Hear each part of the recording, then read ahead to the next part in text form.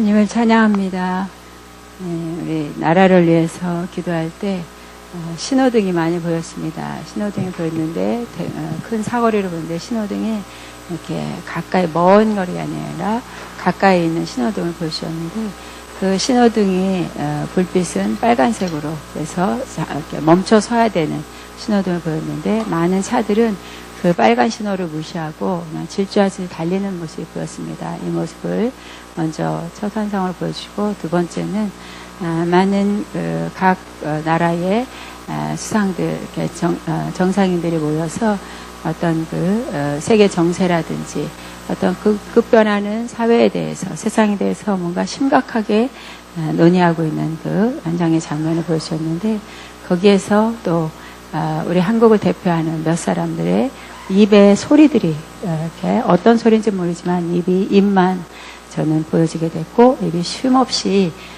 말을 나누고 있는 얘기하고 있는 모습이 보였습니다. 이 두 장면을 보여주시면서 지금 대한민국은 정치적으로나 위정자들을 위해서 기도할 때 지금 멈춰 서야 되는데도 불구하고 그냥 그 신호를 무시하고 질주하고 달리는 것. 그러면 그 결과는 그 신호를 무시함으로 인해서 큰 사고를 일으키듯이 또 언어로 보여준 그 언어 안에서도 그 언어 속에서도 쉼이 있어야 되는데 불구하고 자신의 견해, 나라의 어떤 그 대표자로 가는 그 위치를 망각하고 그냥 본인의 어떤 그 말로 인해서 또 나라의 어떤 어려움, 손실을 일으키고 있는 무례함들 이런 모습을 두카트 보여주면서 한국교회를 연결해 기도할 때 너희들은 신호등을 무시하면 안 된다는 것 하나님의 진리의 말씀과 함께가 될 것이다 말씀하시고 서야 될 때 멈춰야 될 때 달려야 될 때를 잘 분별하고 또 그 분별함으로 이 세대 속에 무엇을 선포하고 기도해야 될지 또 어떤 것으로 나라의 공로를 세워야 될지 바른 길 앞에 서 있는 한국교회가 되어야 된다 말씀하시고 많은 세대, 이 세상의 영이 우리에게 역시 지금 보여준 두 장면처럼 그냥 서둘러서 그 사고의 위험에도 불구하고 달리고 있는 것 지금은 멈춰서 그 다음 신호를 기다려야 될 때다. 한국교회가 깨어서 이 민족을 향해 기도로 일어나고 깨어서 하나님의 것들을 분별해야 될 때다 말씀합니다. 아가페를 위해서 기도할 때는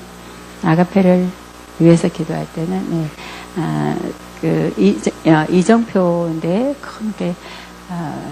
그냥 글씨만 써 있는 것이 아니라 어느 부분에서는 이렇게 글이 지나가듯이 영상이 지나가듯이 그 이정표의 수리 중 그러니까 시험 중이라는 글씨가 이렇게 써 있었고요. 그래서 수리 중이다라고 하는 표로 이정표 보여주고 난 다음에 도로를 보니까 아직 그 도로는 이제 막 딱 꺼진 도로지만 아직 차들이 한 대도 이렇게 다니지 않는 그 장면을 보여주시면서 지금 새롭게 아가페 신학을 재정비하는 것, 새 길을 만들고 또 새로운 이정표답게 어느 부분에서는 더 이렇게 새 길이라는 것은 더 빠르게 그리고 더 편안한 어떤 도로를 만들어낸다면 지금 아가페는 그런 시간이다 말씀하시고 뭔가 수리하거나 이런 게 아니라 시험 중이라는 건 새롭게 시작하고자 하는 그런 중간에 시간에 있다 말씀하시고 그 환상을 보여주고 난 다음에는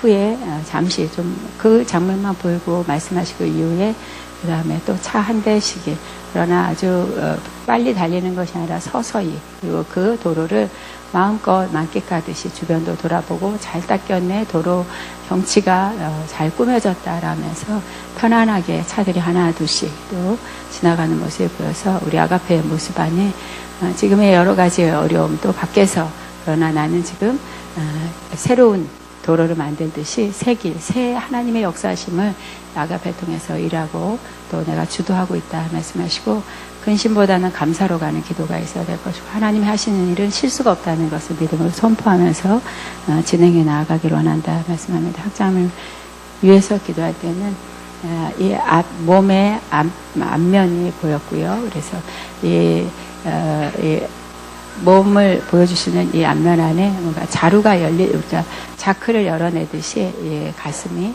벌어지는 모습이 보였습니다. 그 속에 뭔가를 내용물을 계속 넣는 모습이어서 저러다가는 너무 빽빽히 넣기 때문에 이렇게 부풀어서 우리 풍선이 너무 가면 터지듯이 해서 마음껏 누군가가 그 몸 안에, 가슴 안에 내용물들을 넣어주는 그런 모습이 보였습니다. 그걸 보여주시면서 내 아들은 지금 은혜와 진리 안에 서 있는 아들이다 말씀하시고, 그 은혜와 진리의 말씀들이 이 가슴 안에 들어가 있듯이 이제 그 말씀과 은혜가 능력이 되도록 역사할 것이다 말씀하시고, 말씀은 말에 있는 것이 아니라 능력이라는 것처럼 선포하는 하나님의 그 말씀들, 그리고 피를 의지하는 예수의 그 권세, 모든 부분에 힘있게 앞서 나갈 때의 가슴이라는 건 주님이 임재하시는 곳이면서도 또 마음으로 새기는 하나님의 말씀처럼 끊임없이 지금의 환경 속에서 지금까지 훈련하고 가르쳤던 말씀들이 능력이 되도록 선포하는 권세로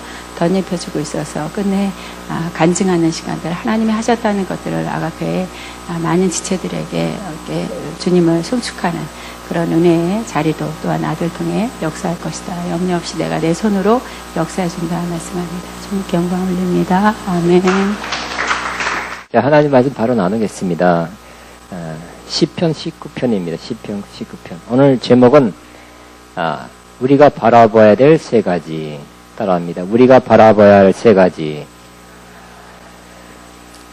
예, 제목으로 시편 19편을 중심으로 나누겠습니다. 다 같이 한번 처음부터 끝까지 한번 읽겠습니다. 시작. 하늘이 하나님의 영광을 선포하고 궁창이 그의 손으로 하신 일을 나타내는도다. 나는 나에게 말하고 밤은 밤에게 지식을 전하니 언어도 없고 말씀도 없으며 들리는 소리도 없으나 그의 소리가 온 땅에 통하고 그의 말씀이 세상 끝까지 이르도다. 하나님이 해를 위하여 하늘의 장막을 베푸셨도다. 해는 그의 신방에서 나오는 신랑과 같고 그의 길을 달리기 기뻐하는 장사 같아서 하늘이 이 끝에서 나와서 하늘 저 끝까지 운행하며 그의 열기에서 피할 자가 없도다. 여호와의 법은 완전하여 영혼을 소성시키며 여호와의 증거는 확실하여 우둔한 자를 지혜롭게 하며 여호와의 교훈은 정직하여 마음을 기쁘게 하고 여호와의 계명은 순결하여 눈을 밝게 하도다. 여호와를 경외하는 너는 정결하여 영혼까지 이르고 여호와의 법도 진실하여 다 의로우니 금 곧 많은 순금보다 더 사모할 것이며 꿀과 성의꿀보다 더 달도다. 또 주의 종이 이것으로 경고를 받고 이것을 지킴으로 자기 허물을 능히 깨달을 자 누구요? 나를 숨은 허물에서 벗어나게 하소서. 또 종에게 고의로 죄를 짓지 말게 하사 그 죄가 나를 주장하지 못하게 하소서.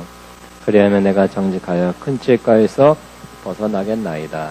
나의 반석이시여 나의 구속사이신 여호와여, 내 입의 말과 마음의 묵상이 주님 앞에 연락되기를 원하나이다. 아멘, 아멘. 우리가 바라봐야 될 세 가지가 있습니다. 첫 번째는 하나님의 영광과 크심을 바라보아야 하는 것입니다. 다윗이 그랬습니다. 하나님의 영광과 하나님의 크고 위대하심을 바라봤습니다. 그래서 1절에 그걸 바라보고 느낀 것을 1절에 표현하고 있습니다. 하늘이 하나님의 영광을 선포하고 궁창이 그의 손으로 하신 일을 나타낸도다. 하늘을 바라봤어요. 와, 거기에 뭐가 보였습니까? 하나님의 영광을 보게 된 것입니다. 또 궁창, 스카이. 궁창을 바라보니까 궁창은 스카이입니다. 공중이죠. 그의 손으로 하신 일을 나타내는도다 그랬습니다. 하늘을 바라볼 때 얼마나 푸르고 얼마나 높고 얼마나 저 하늘이 끝이 어딜까? 얼마나 넓을까? 하늘이 얼마나 넓을까요? 얼마나 높을까요? 얼마나 넓을까요? 헤아릴 수 없겠죠? 그리고 하늘 색깔도 다르고 또 하늘이 똑같을 때가 거의 없는 것 같아요. 하늘 구름이 있을 때 이상한 구름, 뭐 어떤 뭐 예수님 같은 뭐 구름이 있다기도 하고 멍게구름, 먹구름, 하여튼 하늘이 굉장히 다양합니다. 그리고 하늘을 아침에 바라볼 때 진짜 이쁘죠? 아침에 멍이 참 아침에 깜깜했다가 밝아올 때가 참 좋고요. 밝아와서 조금 밝을 때 참 신납니다. 신나요. 그래? 내 영혼이 가슴이 두근거리는 것 같아요. 그리고 제가 좋아하는 건 역시 석양. 석양에 해가 질 때 그 빨가면서 막 온 주변을 빨갛게 물들이면서 멋있게 누가 누가 그려도 저렇게 못 그리는 그 그림을 그리면서 치는 그 태양을 바라볼 때 하나님이 태양을 만드시고 또 태양을 통해서 저렇게 아름답게 또 멋있게 장식하는구나 하는 것을 바라볼 수 있게 될 것입니다. 또 밤에 하늘을 바라보면 뭐가 있겠습니까? 별이 있겠죠. 여러분 최근에 별 볼 일 있었습니까? 할렐루야. 근데 너무 땅만 바라봐가지고 별 볼 일은 없었어요. 사람이 많죠. 그래 요즘 또 구름 낀 때가 많아가지고. 근데 조금만 맑으면, 특별히 시골 가면 별이 굉장하죠. 하얗고 막 너무 하얗게 꼭 쏟아질 것 같이 별이 많습니다. 아주 어떤 건 그때 커요. 어떤 건 빛나요. 이야, 가까운 듯 먼, 얼마나 멀면 빛의 속도로 1년 가야 하는 거리가 광년인데 몇억 광년, 몇 광년. 그러니까 얼마나 큰지 헤아릴 수 없는 것이 바로 우주다 하는 것을 알 수 있고요. 또 태양계도 있지만 태양계 같은 큰 별들이 모여서 뭉쳐 있는데 그 은하계, 우리가 은하계에 속하는데 은하계가 1000억 내지는 2000억 개의 별이 있답니다. 근데 그 은하계 같은 별무리가 또 많대요. 그러니까 헤아릴 수 없는 그 넓은 우주에 셀 수 없는 별들이 많이 있는 것을 볼 수가 있습니다.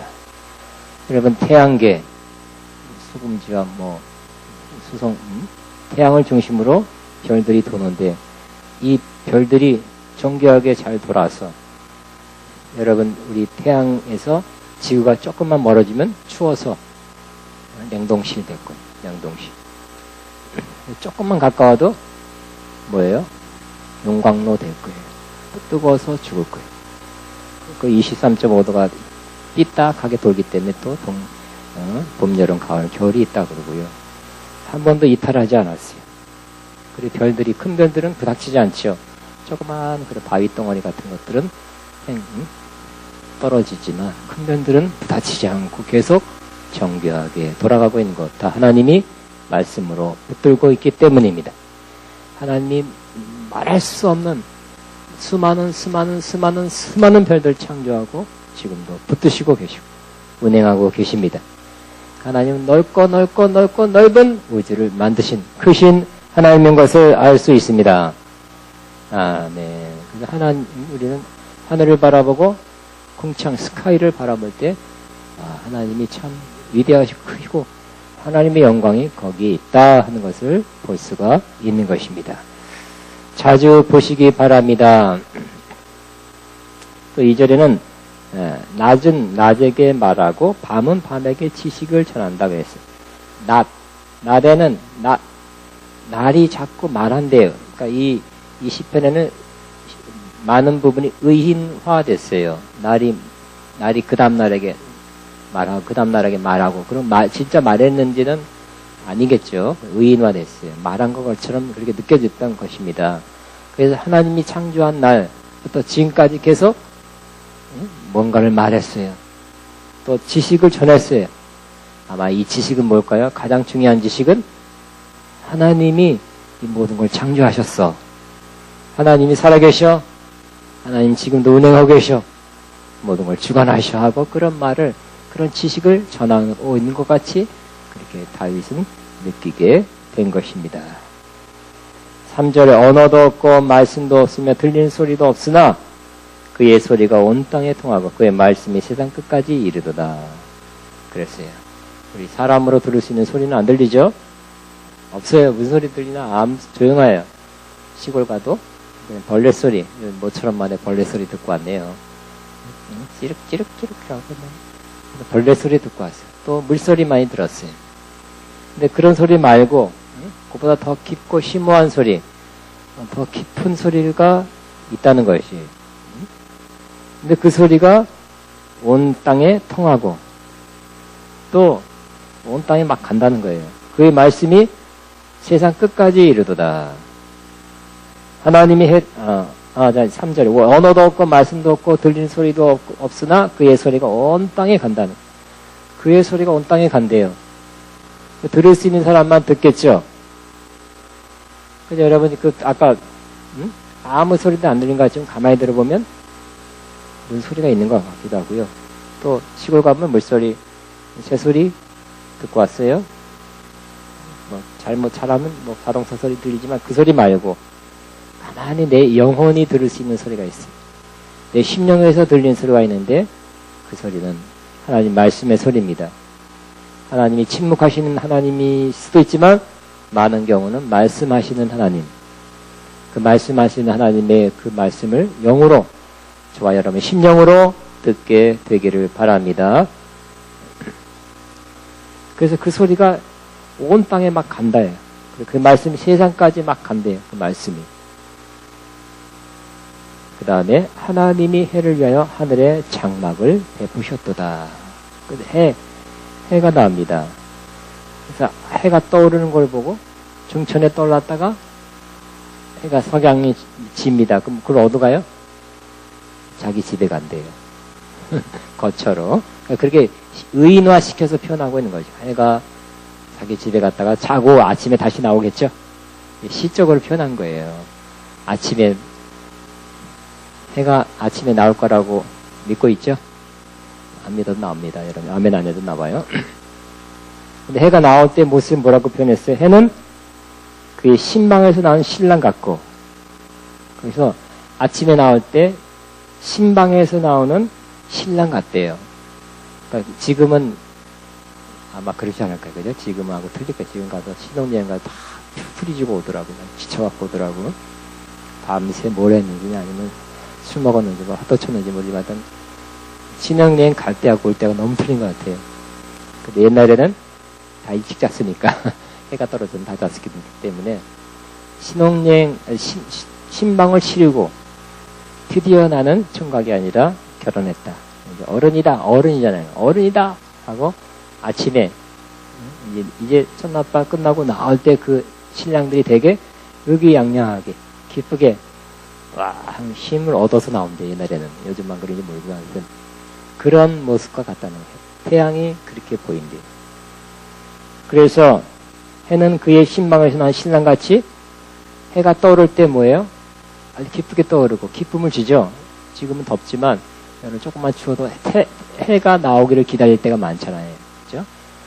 해가 나오면 기쁨을 주고 기운을 돋우고 해가 나오는 것이 어둠에서 해가 빛이 반짝 비치면 기쁨을 주는 것이 밝음을 주는 거예요. 막 기다려지는 거죠. 그렇게 해가 나온다고 보고 있습니다. 근데 여기 많은 만물 중에서 해를 지칭한 건 왜 그럴까요? 역시 고대 사회 이 당시에는 해가 굉장히 중심이었기 때문에 그렇습니다. 그래서 심지어 이집트 애굽에는 신들이 많이 수십 명의 신이 있었지만 그 신 중에서 최고 신이 바로 태양신이야. 태양신. 그 요번에 드라마도 히트곡이 태양의 후예라고 그러더라고요. 무슨 내용인지 모르겠어요. 어쨌든 태양신이 최고예요. 최고 신이에요. 태양을 섬기는 그러한 태양을 숭상하는 숭배하는 그러한 족족들이 많고 바벨론에서도 태양을 높이 숭배했다는 겁니다. 태양은 대개 숭배의 대상이었어요.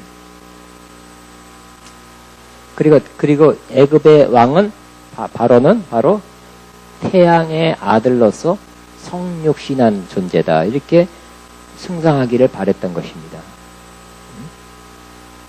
그리고 그 피라밋이 뭐예요? 피라밋이 왜 거기에 중간에 이렇게 통로가 있냐면 그 영혼이 죽어서 묻히지만 영혼은 그걸로 싹 빠져나가서 저 별 중에 하나가 된대요.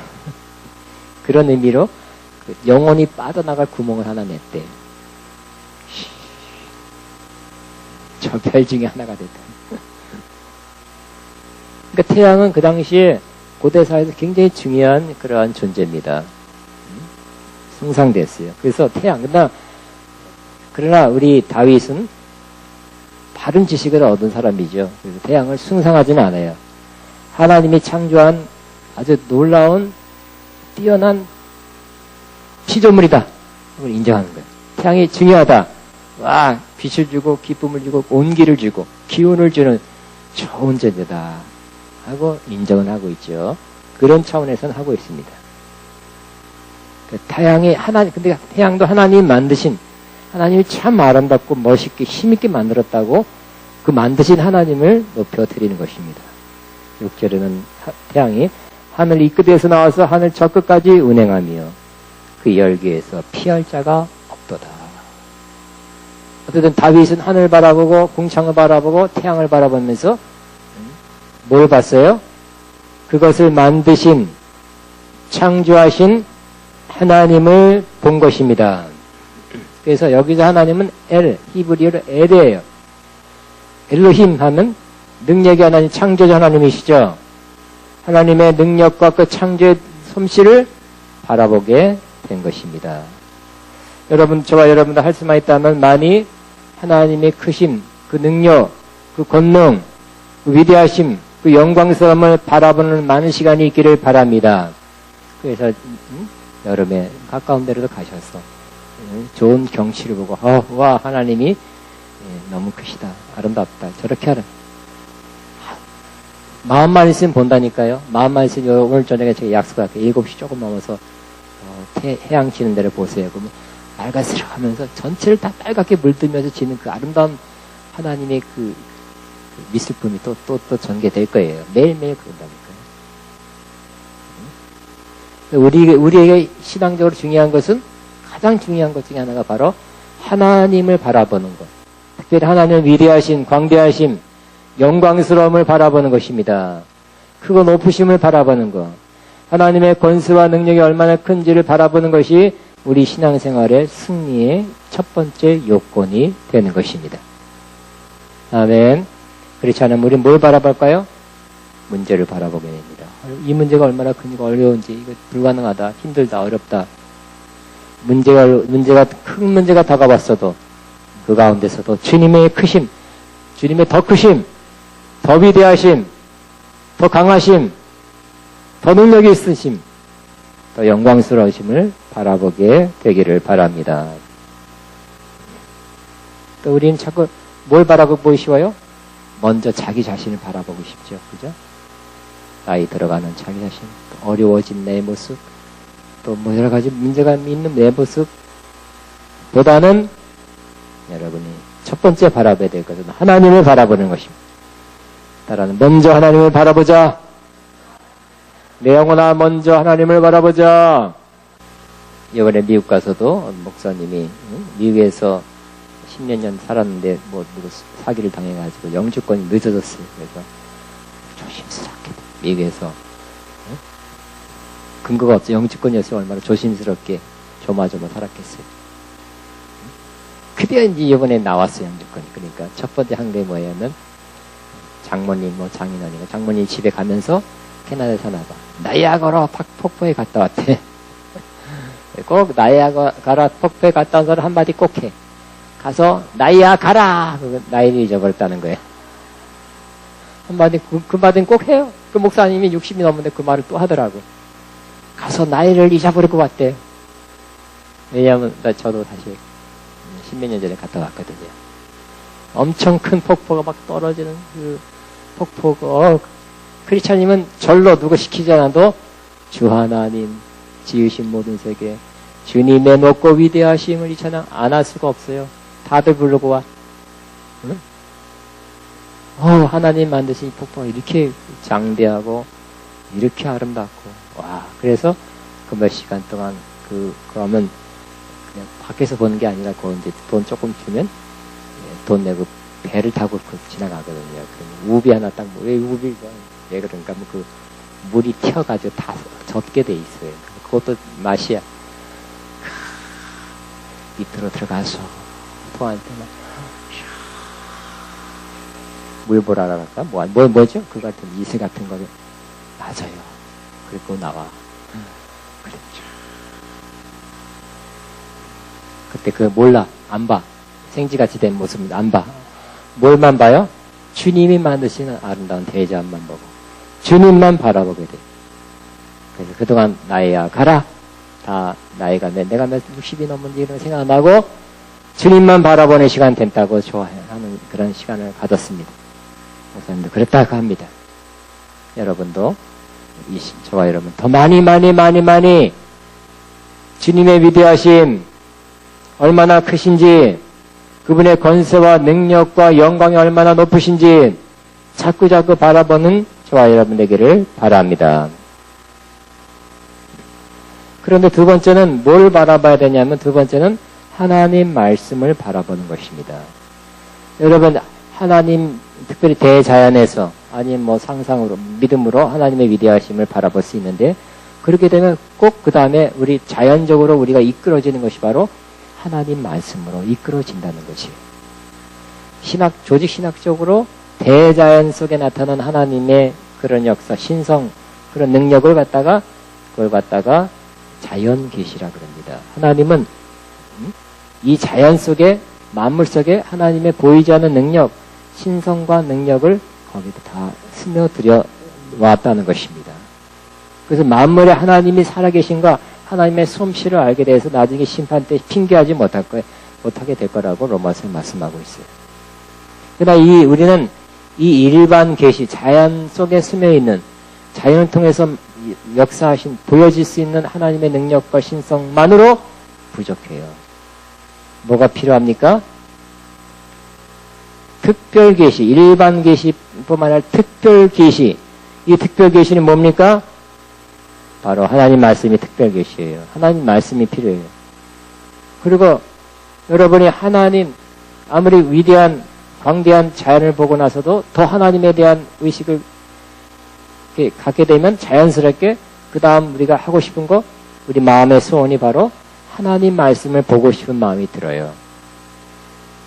자연스러운 것입니다. 막 읽어라, 일일 뭐 3장 읽어라, 막 의무가 아니에요. 하나님을 바라본 사람은 그 다음에는 하나님 말씀을 바라보고 싶은 우러나온 마음이 생기게 된다는 것입니다. 여러분도 하나님 말씀을 우러나온 마음으로 보고 있다면, 우러나온 마음이, 그 소원이 있다는 자체도 여러분 복된 길 가고 있는 것입니다. 나는 이 더위에 나는 내가 삼계탕을 먹어야 되나, 장어탕을 먹어야 되나, 보신탕을 먹어야 되나, 이런 것만, 먹고 싶은 게 그것만 있다면, 그거 좀 부족한 것 같아요. 미흡한 것 같아요. 우리는 아무리 더워도, 아무리 어려워도, 하나님 말씀을 먹고 싶은, 하나님 말씀을 보고 싶은, 하나님 말씀 속에 푹 빠져들고 싶은 마음이, 그 소원이라도 있다면, 여러분은 복된 길로 지금 막 들어서는 것입니다. 그리고 읽으시기 바랍니다.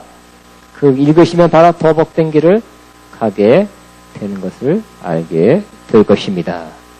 그래서 이 대자연을 통해서 하나님의 위대하신 영광스러운 높으심을 느낀, 특별히 태양, 공중, 하늘에서 하나님의 놀라운 솜씨를 바라본 다윗은 그 다음에 바로 두 번째는 하나님의 말씀에 대한 말씀을 집중하게 되고, 말씀이 얼마나 좋고, 얼마나 옳고, 얼마나 아름답고, 얼마나 필요한지를 또 감탄하면서 기록하고 있습니다. 7절에 보니까 여호와의 율법은 완전하여 영혼을 소성시키며 그랬어요. 율법은 작게는, 좁게는 모세를 통해서 전해진 말씀, 모세오경이 율법이죠. 그러나 또 율법은 넓게 바라보면 하나님 말씀 전체가 율법이에요. 구약성경 전체가 율법이에요. 율법은 이 구약 때 씌워진 거니까, 그 율법은 뭐 한다고요? 율법은 필요 없는 것이 아니라 구약의 율법도 뭘 했어요? 완전하다 그랬어요. 그래서 영혼을 소생시키시며 그랬어요. 여러분, 이것은 그냥 그렇구나 정보를 담아가지고 가지 않으시기 바랍니다. 여러분이 하나님 말씀을 읽고 영혼이 소성되기를 바랍니다. 이것을 경험하시기를 바랍니다. 이건 그냥 뭘 강의한다가 중요한 게 아니라 요즘 그저 느껴보시죠. 당신도 체험해보시죠. 그런 말 많이 쓰기 시작했어요. 우리는 아무리 자동차가 좋아도 당신이 시승해서 느껴보라 그래요. 아무리 좋은 무슨 과일 맛보시죠. 맛보시라 그래요. 마셔봐. 시음하시라 그래요. 느껴보라고. 체험하라고. 여러분, 하나님 말씀이 완전하고 하나님 말씀이 우리 영혼을 소성시킨다는 것을 경험해 보시기 바랍니다. 이건 하는 사람만이 느낄 수 있게 되는 것입니다. 이 여름에 말씀을 통해서 말씀을 읽을 때 내 영혼이 그 말씀으로 인해 소성되었다. 그런 사람은 복된 사람입니다. 아무리 마셔봐요. 뭘 마셔봐요. 금방금방 목마르지. 그러나 말씀이 주는 그 생수는 오랫동안 갖고요. 이야, 더워도 능히 이기게 하는 것입니다. 그 다음에 여호와의 증거는 뭐라고요? 증거는 확실하여 우둔한 자를 지혜롭게 한다 그랬어요. 결국 이 모든 뒤에 나오는 모든 것도 결국 하나님 말씀을 증거라고 표현하고 있어요. 증거가 된다. 그래서 범죄한 자에게는 형벌의 증거가 되고 말씀이 의를 행하는 자에게는 상급의 증거가 돼요. 그죠? 말씀에 의해서 판단하는 거니까. 근데 여호와의 증거는 뭘 한다고? 우둔한 자에게 뭘 준다고요? 지혜를 준다 그랬어요. 여기서 근데 우둔한 자는 어떤 자가 우둔한 자일까요? 결국 여기서 우둔한 자는 잘 모르는 자예요. 잘 모르는 자. 뭘 모를까요? 특별히 영적인 것, 말씀적인 걸 잘 모르는 자를 어떻게 한다고요?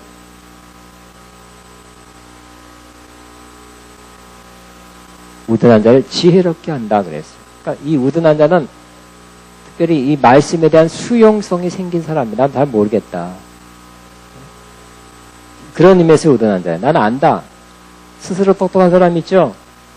난 많이 아는 게 많아. 공부도 많이 했고 아는 것도 많고 책도 많이 읽고 들은 것도 많고 그러면 우둔한 자, 스스로 지혜롭다는 자는 하나님 볼 때는 사실 우둔한 자인데 지혜롭지 않은 자인데 스스로 그렇게 생각하면 하나님 말씀을 받아들일 수 있는 수용성이 적은 것입니다. 그러니까 여기서 말하는 우둔한 자는 나 잘 모르겠습니다. 그러니까 여러분 진짜 최고의 과학자 중에 크리스찬이 더 많다고 그러잖아요. 그죠? 왜요? 많이 공부해봤으나 다 알 수 있는 게 아니라는 걸 알게 돼. 한계를 알게 되는 거예요. 그래서 내 지식, 내가 아는 거 이것이 다 항상 맞는 것도 아니고 그거 알아서 다 일이 처리가 되는 것이 아니다 하는 걸 알게 되면 그때부터 어떨까요? 벼가 이렇게 자라다가 벼 안에 알고 그 안에 차면 고개를 숙이듯이 여러분 진짜 이런 지식이 이런 깨달음이 와야 돼. 내가 아는 거 많이 공부해봤으나 읽어봤으나 잘 모르겠다. 다 모르겠다. 모르는 게 더 많다. 여러분 모르는 게 더 많다는 거. 여러분 공부 박사 되면 다 아는 게 아니에요. 하나 목이 뒷다리에 나타난 뭐 어쩌고 해도 박사야. 한 가지 전문 분야를 하는 거예요. 그러니까 모르는 게 더 많은 것이 나타나니까 자꾸 공부를 더 하는 거예요. 진짜 똑똑한 사람은 다 모르겠다. 난 다 모르고 죽을 것이다. 하는 걸 알게 되니까 어떻게 될까요? 겸손하게 되는 거예요. 그러면 그 사람이 우둔한 자예요. 그래서 그때부터는 뭐가 될까요? 하나님 말씀에 대한 받아들일 수 있는 마음이 생기는 거예요. 나는 많은 사람의 철학, 좋은 말, 좋은 지식 많이 얻었으나 그 절대적인 게 아니고 하나님 말씀만이 절대적이다 하는 것을 인정하게 되니까 그렇게 수용성 있는 사람에게 어떻게 된다고요? 지혜롭게 그 말씀을 받는 순간 지혜롭게 된다는 거지. 세상 지식이 지혜롭게 하는 것이 아니라 원래 공부 많이 한 사람들이 지혜롭게 아니죠. 머리는 잘 아는 건 막 쏟아내고 머리는 잘 굴려도 지혜롭지 않은 경우가 꽤 많이 있어요. 그렇죠? 오죽하면 수년 전에는 서울대학교 폐지론까지 나왔어요. 서울대학교 나온 사람들이 머리 써갖고 이 사회를 어지럽게 한대요. 어지럽게. 지능적이고 교만하고 서울대학교 폐지론까지 나왔다니까요. 한때 돌았다 지금 안 나와요. 그러니까 똑똑하다는 사람이 한계가 있어요. 불편한 점이 있어요. 근데 우리는 그런 의미에서 똑똑한 사람 되지 말고 우리는 공부를 더 많이 했어도 진짜 아는 사람, 진짜 뭘 아는 사람은 지식의 한계가 있구나. 그래서 하나님 말씀만이 절대적인 것이다. 난 잘 모르겠습니다. 하나님 말씀대로 살아가겠습니다. 이런 온전한 자가 돼서 하나님께서 하나님이 지혜롭게 하는 그런 사람 되기를 바랍니다. 그 다음에 여호와의 교훈은 정직하여 마음을 기쁘게 하고 그랬어요. 여호와의 교훈이라고 표현하고 있습니다. 교훈은 이렇게 살아야 된다는 하나님이 백성에게 요구하는 의무를 말합니다. 근데 이 정직하다는 것은 옳다 하는 뜻이에요. 번역은 정직하다고 했지만 하나님께서 이렇게 살아라는 것은 물론 말씀 안에 율법 아래 있는데 정직해서 마음을 기쁘게 하고 그랬어요. 그러므로 여러분 하나님 말씀을 순전한 마음으로 나는 부족합니다 하는 마음으로 읽으시기 바랍니다. 그러면 어떻게 될까요? 옳은 말씀이에요. 그 말씀들이. 맞습니다. 그렇게 감탄하게 되고요. 어떻게 하게 된다고요? 마음을 기쁘게 한대요. 여러분 최고의 피서입니다. 하나님 말씀이 여러분 마음을 기쁘게 하는 거. 영혼을 소성케 하는 게 최고의 피서가 아니겠습니까? 또 모든 한 자에게 지혜를 주시는 것, 반짝하는 지혜가 오는 것처럼 우리에게 좋은 일이 어디 있겠습니까? 그 다음에 9절에 여호와를 경외하는 도. 여호와를 경외하는 도라는 것은 여호와를 경외하는 것이라고 표현해도 되겠습니다. 여호와를 경외하는 도는 정결하여 영혼까지 이르고 여호와의 법은 진실하여 다 의로우니 그랬어요. 그래서 여호와를 경외하는 것은 정결하다. 정결하다 그랬어요. pure 그랬어요. 여호와를 경외하는 것은 정결하게 하는 것이. 역시 하나님을 경외하는 사람이 정결한 사람 되죠. 하나님을 안 믿는 사람은 내가 내 마음대로 하게 되는 것입니다. 근데 우리는 혼자 있으니까 내 마음대로가 아니라 내 마음대로 못된 짓 하는 게 아니라 하늘의 하나님이 나를 지켜보신다. 그런 의식을 갖기 때문에 우리는 마음대로 할 수 없게 되는 거 맞죠? 그럴 때는 남들보다 비교할 때는 더 정결한 삶을 살 수 있게 되는 것입니다. 여기 하나님 말씀 많이 알고 듣고 마음에 새긴 자가 정결한 삶을 그 길을 가게 되는 것입니다. 그 다음에 정결한 영혼까지 이르고 이 사람이 영혼까지 살게 돼요. 여호와의 법은 진실하여 다 의로우니 그랬어요. 하나님 말씀이 진실하고 의롭다 그랬어요. 그래서 10절에 다윗은 금 곧 많은 순금보다 더 사모할 것이요.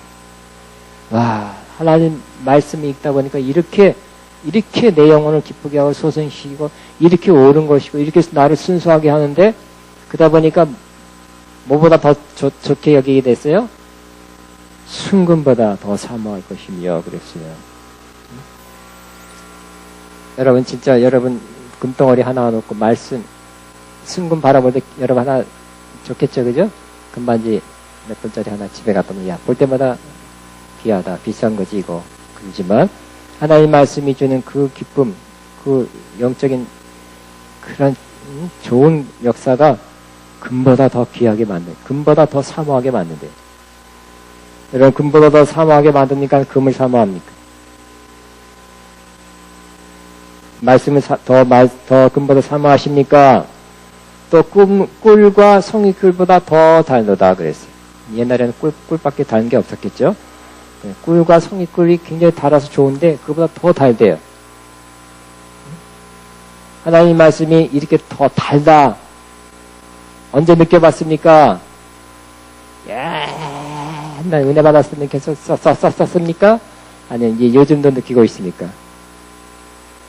다시 하나님 말씀이 꿀송이 꿀보다 더 달도다 하는 그때가 다시 오게 되기를 바랍니다.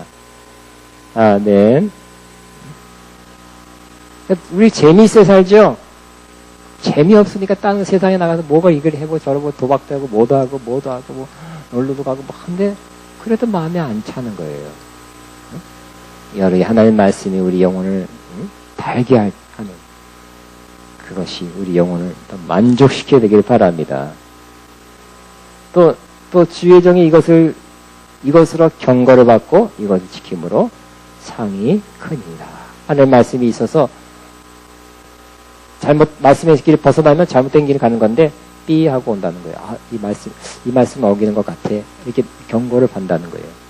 그 다음에 또 이것을 지킴으로 뭐라고요? 말씀을 지킴으로 상이 크니이다. 여러분, 저도 늘 느낍니다. 하나님 말씀을 지키는 것이 상이라는 거. 하나님 말씀이 그냥 의무고 율법이고 지켜야 될 조항이고 이렇게만 아는 사람은 바보예요. 뭘 몰라요. 하나님 말씀 누가 안 보더라도 힘들어도 지킬 때 상이라는 거. 사랑으로 종노릇하라. 뭐 내가 내 이 나이에 아니면 내가 왜 종노릇해? 사랑으로 종노릇 해보세요. 상이 와요. 좋은 일이 생겨요. 역시 뜨겁게 기도하라 그러면 기도해야 될 때 기도하는 것이 상이에요. 상 주세요. 상 받을 일을 하면 상 달라 하지 않아도 하나님이 주실 것입니다. 지금 이 시간에 여러분이 무슨 말씀을 지켜야 되는지를 여러분이 잘 헤아리시기 바랍니다. 그래서 난 지금 뭐 할 땐가? 하나님 말씀에 비춰서 우리가 아는 말씀에 비춰서 내가 뭘 할 땐가? 저는 제 1번이 기도할 때예요. 기도합니다. 기도가 여러 방식이기 때문에 여러 가지 방식으로 자꾸 깊이 기도하는 건 제가 지금 최고로 1번으로 삼는 것이에요. 아멘. 저 같은 경우는 지금 계속 믿음이 올려져 있어야 돼요. 안 그러면 쓰러져요, 제가. 제가 이렇게 건강한 몸으로 사는 게 아닙니다. 믿음으로 사는 거예요. 밥심으로 살지, 밥을 조금 먹어서 밥심으로 못 삽니다. 믿음으로 삽니다. 여러분들, 저는 어떤 믿음에 관한 말씀 많이 묵상하고요. 믿음으로 살라고 그래요. 그러니까 제가 필요한 거. 또 누구랑 불변한 관계에 있으면 저는 또 사랑의 길 가야 되는데, 사랑에 관한 말씀 묵상하고. 지금 내가 지켜야 될 말씀을 지키는 거예요. 지키면 어떻게 될까요? 내 자존심이나 내 승질이나 이걸 하면 못 지키죠. 그걸 다 덮어놓고 하나님 말씀대로 난 죽는 거예요. 내 승질, 내 생각, 내 견해, 내 위치 뭐 이런 건 다 죽고 항상 하나님 말씀대로 해야지. 하나님 말씀대로 해야지. 몇 장 몇 절대로 해야지. 몇 장 몇 절대로 해야지. 항상 나는 죽고 말씀이 내 안에 살아가면 나는 그렇게 해야 되고요. 그 후에는 상으로 돌아오게 되는 것을 보게 됩니다. 따라합니다. 이것을 지킴으로 상이 크니이다. 상도 크다 그럽니다. 근데 12절에 보면 또 세 번째 단락이 되는데 확 바뀌어요. 세 번째 바라봐야 되는 것은 바로 자기 자신을 바라보는 거예요. 근데 그냥 3번부터 나 자신부터 바라보면 어떻게 될까요? 제가 예를 들어서 제 자신부터 바라보면 어떻게 될까요? 옛날엔 좋았는데 이런 생각 나고 지금 난 뭐냐 뭐 별의별 생각 내가 말하지 않을 거예요. 여러분 김태진 목사 저래? 그럴 거예요. 제가 처음부터 제 자신을 바라보면 저는 정말 안 좋아요. 응? 전 처음부터 저를 바라보기 쉬워요. 아침에 일어나서 문제 아래에 있는 나라 보면 또 뭐 여러 가지 안 됐던 나라 이게 참 뭐라 그러죠? 나르시시즘. 갑자기 잊어먹었네. 자기 연민에 빠지는 거예요. 근데 자기 연민을 난 떨쳐내야 돼. 떨쳐내고 있어요. 자기 연민 속에 빠지지 않도록 노력하고 있어요. 자기 연민에 빠진 사람은 그냥 봉선을 봐도 뭐 밑에선 봉선이야, 네 모양이야, 내 모양이야, 다 초라한 거는 마찬가지다. 이렇게 되는 거예요. 자기 연민도 떨치기 바랍니다. 뭘 더 알아보라고요? 하나님의 영광과 크심과 위대하심, 그 언약, 그 권세 바라보시고요. 그 다음 말씀을 바라보고 어떤 말씀이 내가 지금 지켜야 될 말씀인지 어떤 언약의 말씀을 주셨는지를 바라보고 지키도록 하시고요. 그 다음에 하나님의 위대하신가 말씀에 근거해서 그 다음에 내 자신을 바라보는 거예요. 그러면 자기 연민에 빠지는 게 아니라 뭘까요? 하나님의 광대하심, 위대하심, 또 하나님의 말씀의 그 정교하심을 바라보면 내 자신을 쫙 거울로 쫙 불 비춰서 쫙 비치듯이 내 자신의 허물과 죄를 바라보게 될 것입니다. 안 그러면 나는 이렇게 잘했는데 열심히 했는데 내가 이렇게 충성했는데 이게 뭡니까? 이렇게 되는 거예요. 나부터 바라보면 나는 얼마나 그런데 저 사람보다 훨씬 낫고 저보다 낫고 열심히 했고 충성했고 노력했고 기도 많이 했고 뭐 그런데 이게 뭡니까? 이렇게 되기 쉬워요. 그러나 하나님의 광대하신 위대하신 영광스러움 말씀에 깊고 놀라운 그 말씀에 비추어서 내 자신을 보면 내 자신의 부족한 것을 바라보게 되는 것입니다. 12절 자기 허물을 능히 깨달을 자 누구리요 나를 숨은 허물에서 벗어나게 하소서. 이렇게 된다니까요. 자기가 이게 모든 게 다 자연스럽게 되는 거예요. 그냥 그렇게 돼요. 이렇게 해라 이렇게 해라 이렇게 해라 이렇게 하는 게 지금 그런 말 차원을 말씀드리는 게 아니에요. 절로 되는 거예요. 절로. 1번 2번을 하면 3번이 그저 절로 돼요. 기도도 이렇게 절로 돼요. 자기 허물을 능히 깨달을 자 누구리요 나를 숨은 허물에서 벗어나게 하소서. 숨은 허물이 있는 것 같아요. 그 숨은 허물에서 어떻게 된다고요? 벗어나게 해달라고. 숨은 허물은 뭘까요? 내가 의도적으로 있지 않지만 내가 잘못한 거. 응? 그 무의식적으로 지은 이런 잘못된 거, 벗어난 거, 하나님 말씀에서 벗어난 거. 비고의적인 그런 잘못을 말하는 겁니다. 숨은 허물이에요. 근데 그것도 어떻게 될까요? 벗어나야 돼요. 자기는 안 보여요. 여러분, 자기는 안 보이는 남이 보이는 거 있잖아요. 그럴까요? 있을까요? 없을까요? 있어요. 남들은, 아유, 저러면 안 되는데 나는 몰라. 남이 말해주면 기분 나빠해. 자존심 상해. 싸워. 성질 나쁜 사람은 잘 싸워. 아니면 삐져. 그러니까 어떻게 해야 되게요? 더 좋은 것은 하나님이 여러분에게 그런 하나님의 위대하신가 하나님 말씀의 깊은 것을 통해서 그럼 우러나마 내가 나한테 잘못 좀 부족한 거 숨은 허물이 있는 것 같아 느껴져요. 하나님 그걸 가르쳐줘서 나를 거기서 벗어나게 하옵소서. 교만한 사람이 교만한 걸 알까요? 자기가 교만한 걸 알까요? 몰라요. 모른다니까요. 교활한 사람이 자기 교활한 걸 알까요? 몰라요. 신령한 사람도 교활할 수도 있고요. 응? 높은 직분 받은 사람은 교만할 수 있고요. 교만은 큰 죄입니다가 설교를 100번 한 사람 자기가 교만할 수가 있다니까요. 몰라요. 숨은 험을, 이 모든 숨은 험을, 각자에게 있는 숨은 험을, 근데 그것 때문에 한계가 있는 것이 그것 때문에 남들을 괴롭게 하는 거예요. 자기가 무슨 말 틱틱해가지고 남 상처 주는 거 알까요? 쬐끔밖에 몰라요. 그러는 거 남 상처 줘. 숨은 허물들이 많아요. 하나님께서 은혜로 숨은 허물에서 벗어나고 싶은 마음을 주셔서 숨은 허물이 있다면 나를 깨닫게 해서 그 허물에서 벗어나게 하소서. 이런 마음부터, 우러나는 마음부터 주시기를 바랍니다. 기도하고 있잖아요. 다윗은 자기 허물을 능히 깨달을 자 누구리요? 나를 숨은 허물에서 벗어나게 하소서.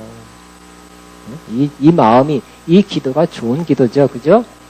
이 마음, 내가 무슨 숨은 허물이 있어? 이렇게 말하는 거하고 천지 차이죠?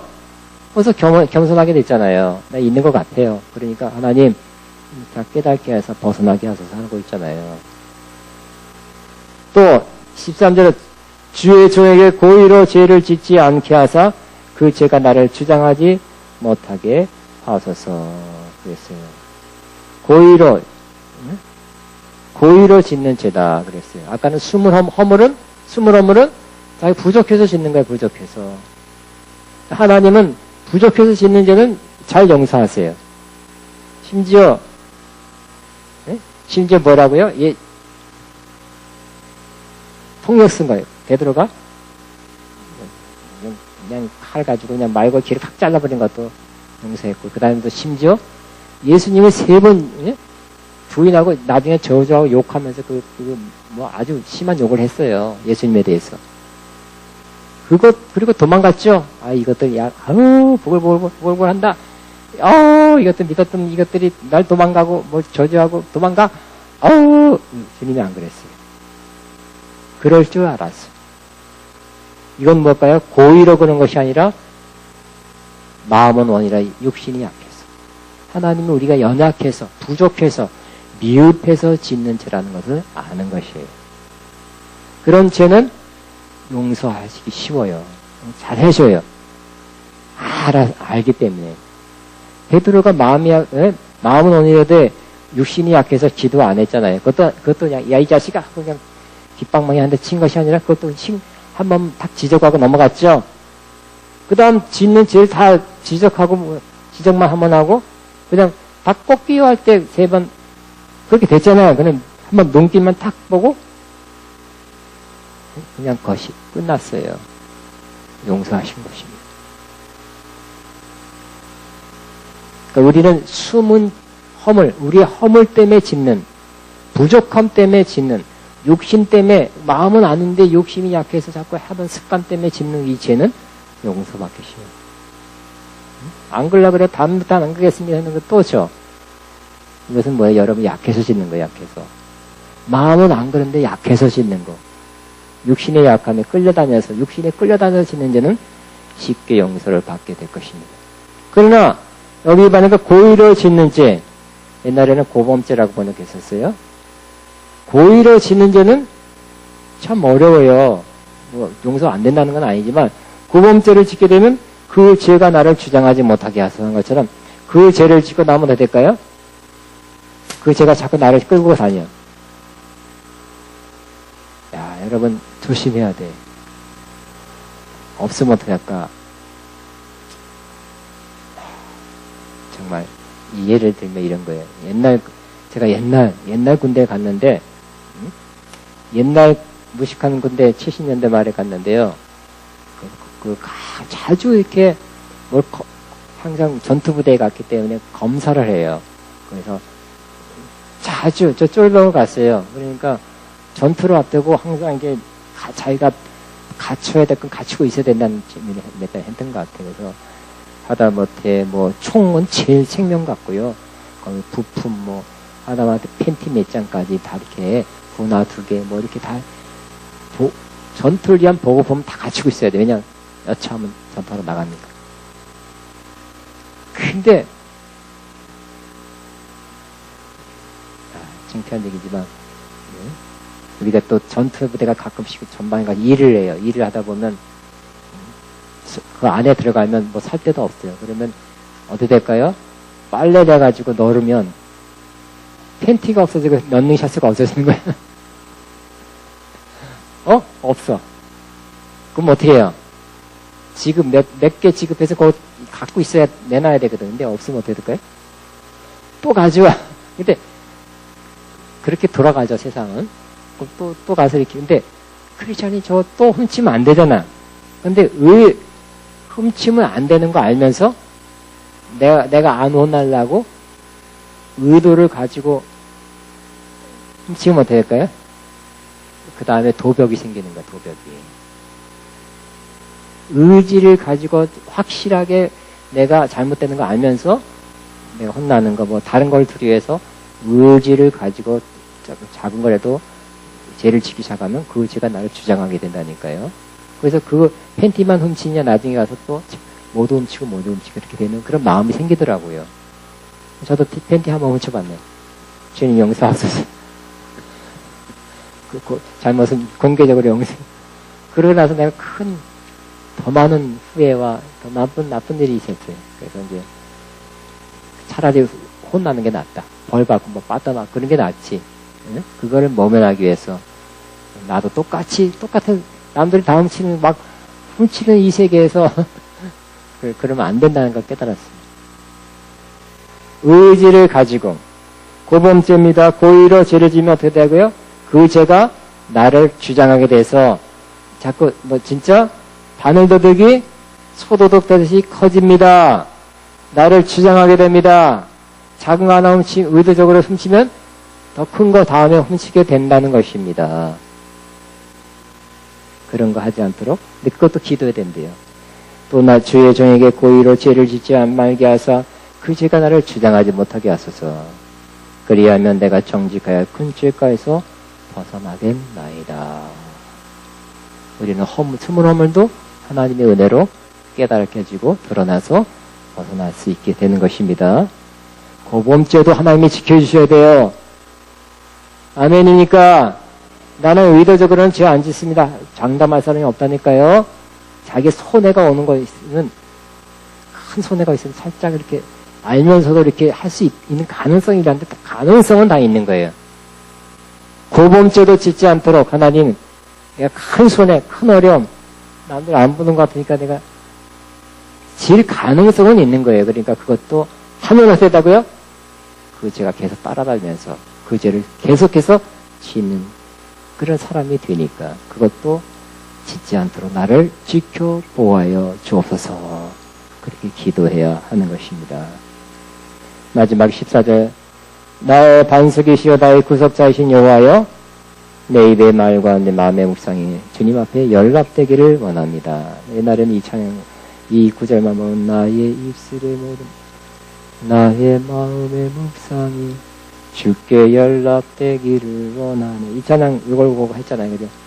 생명이 되신 반석이 되신 주. 여기서 하나님을 뭐라고 반석이라고 표현하고 있습니다. 왜요? 반석은 힘을 상징합니다.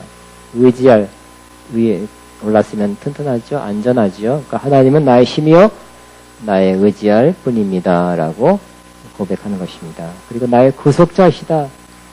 즉 이 죄로부터 나를 건지시고 죄의 세력으로부터 영향으로부터 숨은 허물로부터 나를 건지실 분이기 때문에 나의 구속자입니다. 이렇게 고백하고 있는 것입니다. 그래서 결국 어떻게 돼요? 내 입의 말과 아무리 다윗이 막 수만 명을 죽인 사람이죠. 전쟁에 용사하고 난 다윗을 많이 닮은 줄 알았더니 아닌 것 같아 보니까 다윗은 어렸을 때부터 곰과 사자를 찢어서 이야 하고 막 양을 입에서 꺼냈다니까 되게 난 어렸을 때 그걸 못했는데 나는. 응? 이야 다윗은 굉장히 용맹스러운 사람이었죠. 어렸을 때부터 용맹스러운 사람인데 이렇게 하나님의 위대하심을 자꾸 바라보고 광대하심 영광스러운 바라보고 하나님 말씀의 그 계명의 교훈의 또 뭐 말씀의 그 정교한 거 이 말씀의 맛과 나를 소생케 하는 그걸 자꾸 맛본다면 어떻게 됐다요?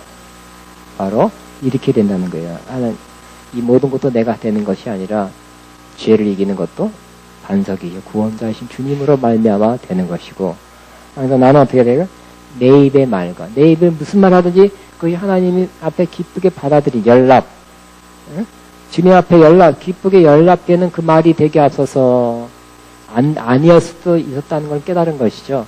또 아닐 가능성도 있다는 거예요. 무슨 왕이라고 팍팍함으로써 남 상처나 주고 막 기분 나쁘게 할 수도 있다는 걸 깨달게 해줘서 그러나 바람은 내가 무슨 말을 하든지 간에 그 말이 주님 기뻐하는 말 되기를 원합니다.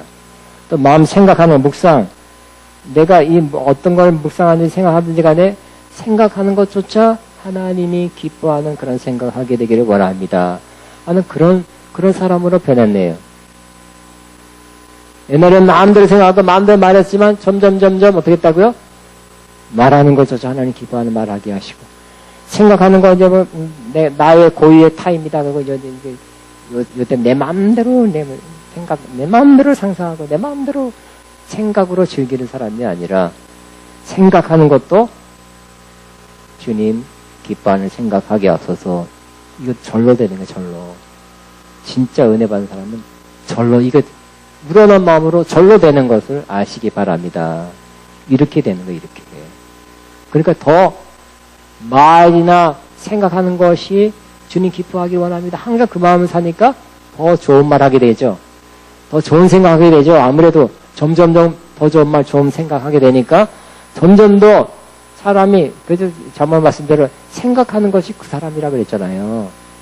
하나님 기뻐하는 생각을 하게 앞서서 하는 마음으로 사니까 더 하나님 마음 기뻐하는 사람으로 변하게 되는 거.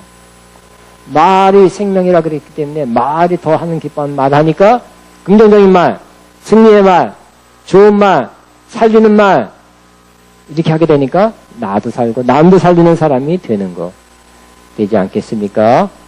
또 다 뭐 온다고요? 첫째, 하나님의 영광과 위대하신 크심을 바라보는 것입니다. 따라하면 내 영혼아 하나님의 크고 영광스럽고 위대하심을 바라보자.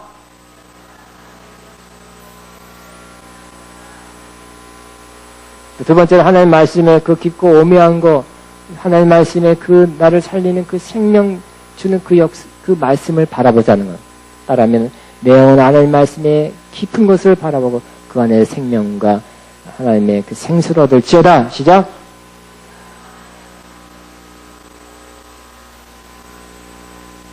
그렇게 되면 어떻게 되요? 자기 스물 허물에서 벗어나게 하소서. 마음도 들고 고범죄를 짓지 않게 하소서. 경건한 사람이 되고 뭐라고요? 나의 말의 입술의 모든 말과 내 마음의 모든 묵상이 주님 기뻐 받으신 연락되는 그런 사람 되기 원합니다. 이렇게 이런 마음 자세로 살아가게 되니까 점점점 변화되고 또 변화되고 새로워지고 또 새로워지는 하나님 기뻐하는 사람으로 변하게 되는 것입니다. 이 은혜가 저와 여러분에게 꼭 있게 되기를 주의 이름으로 축복합니다. 아멘.